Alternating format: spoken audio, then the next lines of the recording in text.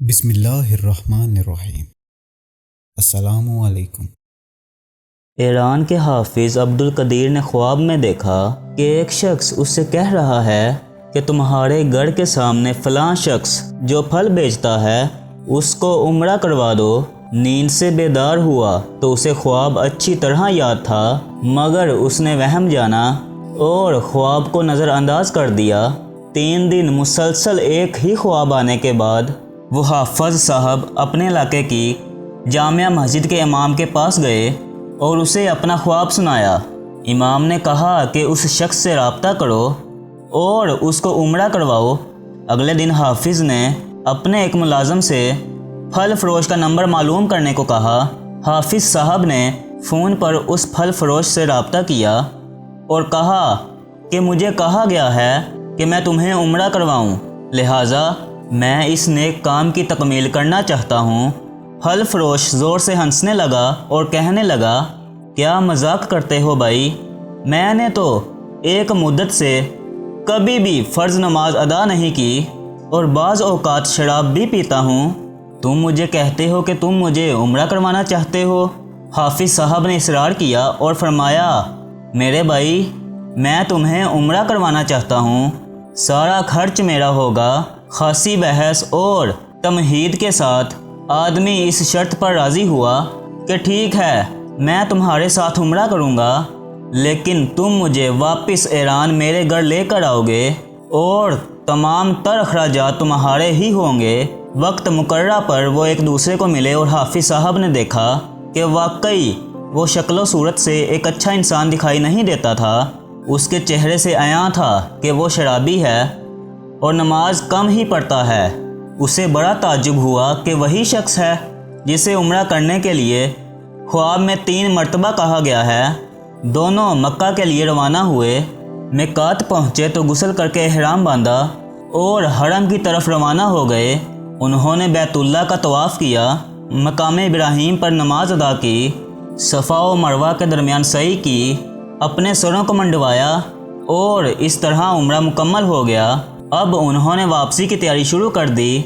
حرم سے نکلنے لگے تو پھل فروش حافظ صاحب سے مخاطب ہوا اور کہنے لگا، دوست، حرم چھوڑنے سے پہلے میں 2 رکعت نفل ادا کرنا چاہتا ہوں، نہ جانے دوبارہ عمرہ کی توفیق ہوتی بھی ہے کہ نہیں، اس سے کیا اعتراض ہوتا بھلا؟ کہا، نفل پڑھو، بڑے شوق سے پڑھو۔ اس نے اس کے سامنے نفل ادا کرنے شروع کر دیے۔ جب سجدہ میں گیا تو اس کا سجدہ طویل سے طویل ہوتا چلا گیا۔ کافی دیر گزر گئی تو حافظ صاحب نے اسے ہلایا۔ جب کوئی رد عمل نہ آیا تو اس پر اس بات کا انکشاف ہوا کہ پھل فروش کی روح حالت سجدہ میں ہی پرواز کر چکی ہے۔ پھل فروش کی موت پر اسے بڑا رشک آیا اور وہ رو پڑا کہ حسن خاتمہ ہے، ایسی موت تو ہر کسی کو نصیب ہو۔ وہ اپنے آپ سے ہی باتیں کر رہا تھا۔ اس خوش قسمت انسان کو غسل دیا گیا اور احرام پہنا کر حرم ہی میں اس کی نماز جنازہ ادا کر دی گئی۔ ہزاروں فرزندان اسلام نے اس کی نماز جنازہ پڑھی اور اس کی مغفرت کی دعا کی۔ اس دوران اس کی وفات کی اطلاع ایران میں اس کے گھر والوں کو دی جا چکی تھی۔ حافظ صاحب نے پھل فروش کی بیوہ سے تعزیت کرنے کے بعد کہا، میں جاننا چاہتا ہوں کہ تمہارے شوہر کی ایسی کون سی عادت یا نیکی تھی کہ اس کا انجام اس قدر عمدہ اور اس کو حرم شریف میں حالت سجدہ میں موت آئی؟ بیوہ نے کہا، بھائی، میرا خاوند تو کوئی نیکوکار آدمی نہیں تھا، اس نے تو لمبی مدت سے نماز روزہ چھوڑ رکھا تھا، میں اس کی کوئی خاص خوبی تو بیان نہیں کر سکتی، مگر ہاں، اس کی ایک عادت ضرور تھی۔ وہ ہمسائے میں ایک غریب بیوہ اپنے چھوٹے چھوٹے بچوں کے ساتھ رہتی تھی۔ میرا شوہر روزانہ بازار میں جاتا تو جو چیز اپنے بچوں کے لیے لاتا وہ اس بیوہ اور اس کے یتیم بچوں کے لیے بھی لے آتا تھا اور اس کے دروازے پر رکھ کر اسے آواز دے دیتا کہ اے بہن، میں نے کھانا باہر رکھ دیا ہے، اسے اٹھا لو۔ یہ بیوہ کھانا اٹھاتی اور آسمان کی جانب سر اٹھا کر دیکھتی اور کہتی کہ اے اللہ، آج اس شخص نے میرے بھوکے بچوں کو کھانا کھلایا ہے، اس کا خاتمہ ایمان پر فرما۔ اس زندگی میں ہر شخص اپنے فائدے کے لیے تنگ و دو کرتا ہے، اپنے معاملات سنبھالنے اور ذرائع معاش کے لیے کوشش کرتا ہے، ان میں سے کچھ تو ایسے ہوتے ہیں جو دین اور دنیا دونوں کو سنوارتے ہیں۔ ایک وہ لوگ ہیں جنہیں اللہ نے دنیا میں خیر سے نوازا اور آخرت میں بھی ان کے لیے خیر و بلائی ہے، اور انہیں آگ کے عذاب سے بھی تحفظ دیا۔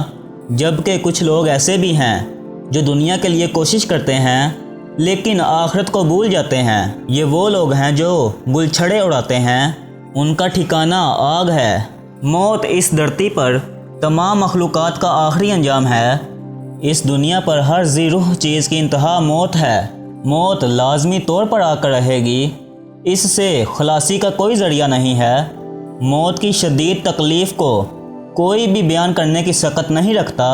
ایک شخص نے اپنے والد سے حالت نزاع اور ہوش میں پوچھا، ابا جان مجھے موت کے درد کے بارے میں بتائیں تاکہ میں بھی عبرت پکڑوں۔ والد نے کہا، بیٹا ایسے محسوس ہو رہا ہے کہ ایک موڑی ہوئی کنڈی میرے پیٹ میں گھمائی جا رہی ہے اور میں سوئی کے نکے میں سانس لے رہا ہوں۔ ایک اور قریب المرض شخص نے کہا کہ کیسا محسوس ہو رہا ہے؟ اس نے کہا کہ مجھے لگ رہا ہے کہ میرے پیٹ میں خنجر چلائے جا رہے ہیں۔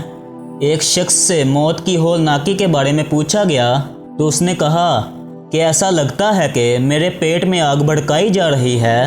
جو شخص ہمیشہ موت کو یاد رکھے تو اس کا دل نرم رہتا ہے، اس کے اعمال اور احوال اچھے ہوتے ہیں، وہ گناہ کرنے کی جرات نہیں کرتا۔